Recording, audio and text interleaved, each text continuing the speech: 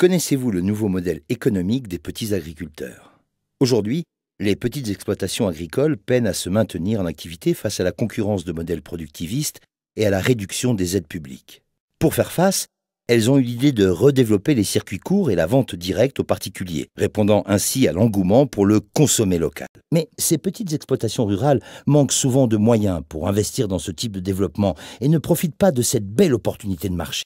Pour répondre à cet enjeu majeur, l'ADI, l'Association pour le droit à l'initiative économique, un des acteurs principaux du microcrédit en France, se rapproche en 2008 de la Fédération nationale des CUMA, les coopératives d'utilisation de matériel agricole qui permettent à leurs adhérents de partager du matériel. 2 ans plus tard, un fonds d'investissement solidaire d'un nouveau genre est créé pour valoriser la production agricole en milieu rural. Il facilite la création et l'exploitation de petits ateliers qui permettent aux agriculteurs de transformer eux-mêmes leur production.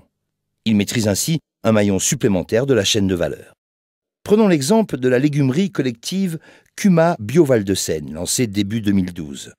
Les 4 agriculteurs à l'initiative du projet ont bénéficié de conseils techniques, sanitaires, économiques et financiers afin de lancer durablement leur activité. Les ateliers modulaires, qui permettent une diversité de projets à moindre coût, ont ensuite été installés.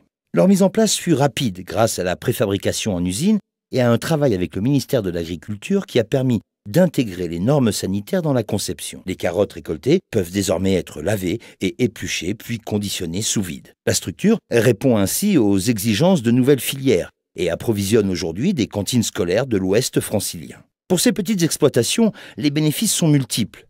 L'activité est dynamisée, les agriculteurs ont acquis de nouvelles compétences et font aujourd'hui partie d'un réseau professionnel. 4 emplois salariés supplémentaires ont été créés pour commercialiser la production et les enfants des cantines profitent désormais d'une alimentation plus saine dont ils connaissent l'origine. Lors de sa création, le fonds d'investissement a bénéficié de l'apport en capital de ses actionnaires. L'ADI a contribué à hauteur de 95 000 € grâce à un financement de la Caisse des dépôts. Le fonds Danone Community ainsi que la société d'investissement Fitrust Partenaires ont investi chacun 100 000 € et les 2 créateurs ont investi 30 000 €.